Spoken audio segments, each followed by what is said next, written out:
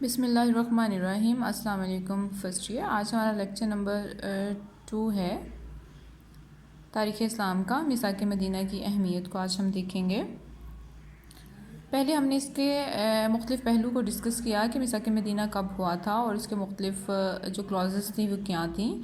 آج ہم دیکھیں گے کہ اس کی امپورٹنس کیا ہے کہ جو میثاق مدینہ تھا یہ حضور صلی اللہ علیہ وسلم کی بصیرت اور صلاحیت کا ایک بھرپور شاہکار ہے اور جسے تاریخ میں جو ہے وہ ایک انقلاب انگیز دستاویز کے طور پر جانا جاتا ہے۔ سب سے پہلے ہم دیکھیں گے کہ یہ سب سے پہلا تحریری دستور تھا۔ اس سے پہلے کسی بھی قسم کا کوئی بھی جو تھا تحریری دستور عمل میں نہیں لایا گیا تھا۔ جب ایک نئی منظم ریاست کا اعلان کیا گیا تو اس کے بعد جو تھا ایک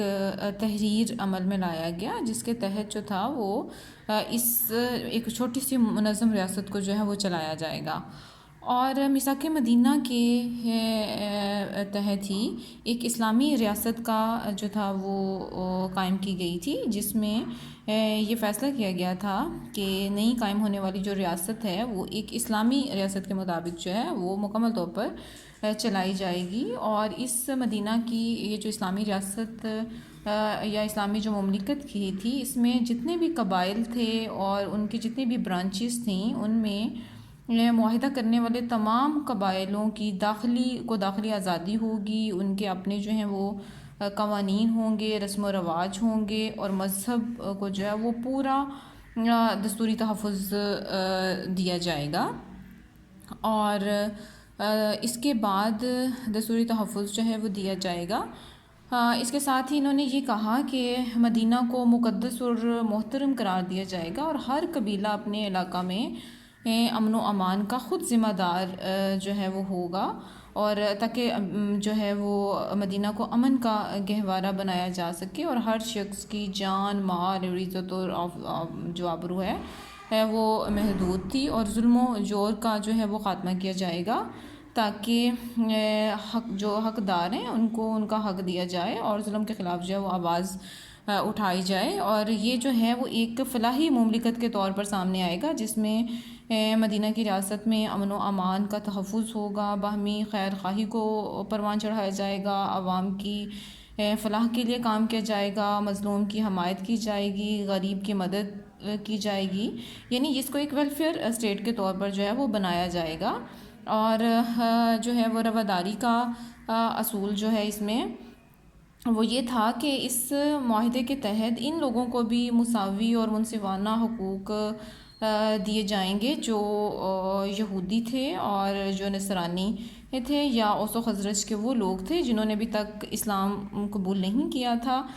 اس طرح مذہبی رواداری کے اصول کو پہلی مرتبہ دستوری طور پر میثاق مدینہ میں مانا گیا تھا، اور دفاعی استحکام میں یہ تھا کہ یہ جو ایک نوزائیدہ اسلامی مملکت دفاعی لحاظ سے بہت زیادہ مضبوط تھی، کیونکہ اس میں جو بسنے والے مختلف عناصر تھے وہ انہوں نے امن و سکون برقرار رکھنے پر اتفاق کیا تھا، اور مدینہ کے جتنے بھی ارد گرد کے قبائل تھے وہ بھی اس میں شامل تھے، اس لیے ان کو جو ہے وہ مدینہ کی اسلامی ریاست کو کافی استحکام جو تھا وہ حاصل ہو گیا تھا، اور انہوں نے قریش پر جو ہے وہ معاشی دباؤ بھی یہ تھا کہ اسلامی جو ریاست اور اسلامی تحریک کی جو کشش تھی وہ یہ تھی کہ انہوں نے قبائل کو مدینہ کی ریاست کا اتحادی بنا دیا تھا، اور جو اس شاہراہ پر آباد تھے جو مکہ سے شام کی طرف جاتی تھی، چنانچہ مسلمانوں کی پوزیشن مضبوط ہو گئی تھی کہ وہ قریش پر جو ہے وہ معاشی دباؤ ڈال سکیں، اور غزوہ بدر سے پہلے اس شاہراہ پر جو مسلح دستے تھے وہ اسی غرض کے لیے بھی بھیجے